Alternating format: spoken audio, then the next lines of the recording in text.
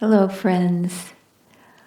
This is the fourth in my series on pandemic fatigue and how to fight back.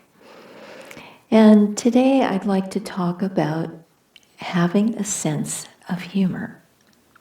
I remember Swami Kriyananda was really struggling. He used to say, "Take my advice, don't get old." And he had many, many health problems as he got elderly. And he would sometimes talk about these things with me and with others. But one day he was talking about how he had lost his sense of smell, his sense of taste. He could hardly hear. And he was losing his senses. And I urged him, "Swami, just don't lose your sense of humor." And he really liked that. And it's important. We have to keep our sense of humor. And God bless Swami. He really exemplified that. He kept his sense of humor. And he had often a very gallows sense. And I think a gallows humor is sometimes very necessary because it shines a little light into the darkness that can really help us. And so that's the lead up to my little joke that I made up. I don't often get little puns that come into my mind, but I really liked this one. So, what dance do you perform as the world is ending?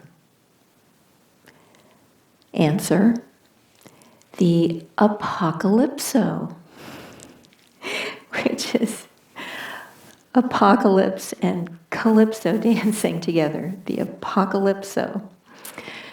So, I hope you like that.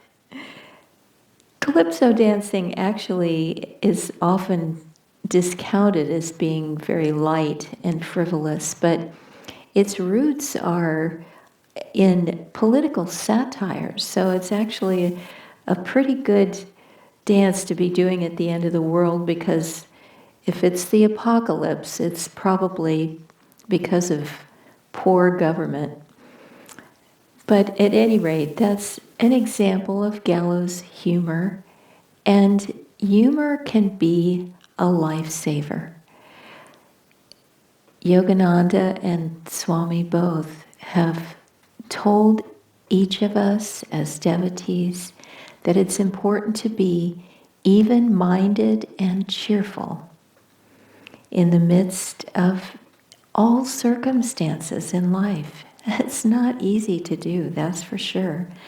And it doesn't mean to make light of serious situations, to poke fun of them or anything like that.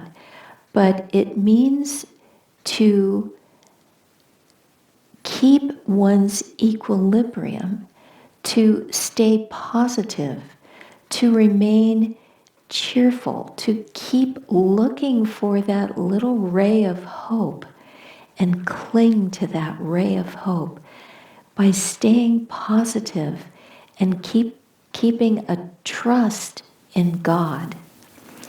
And those attitudes are what leads to superconscious solutions in even the most dire circumstances. So cultivate that.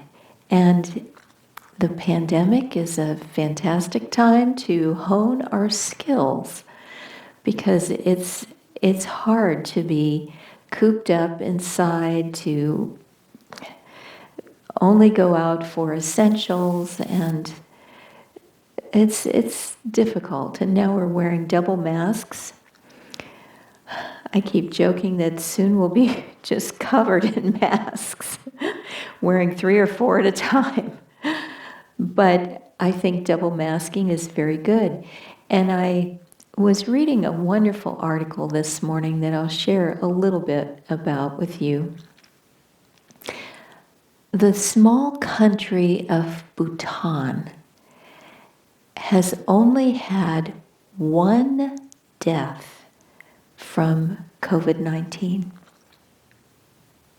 in over a year of this pandemic raging.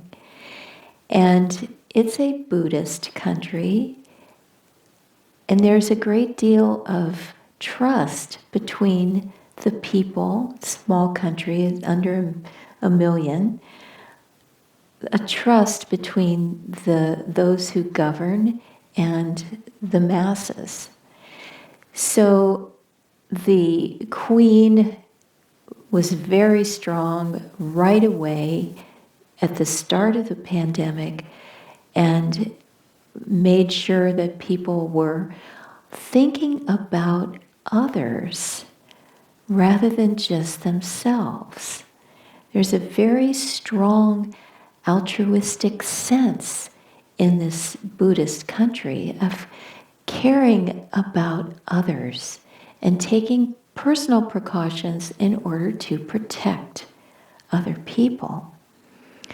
And as I was reading about the government steps that were taken, it's an article in the Atlantic today. So this is February 13th that I'm recording this. You should check it out. It's amazing.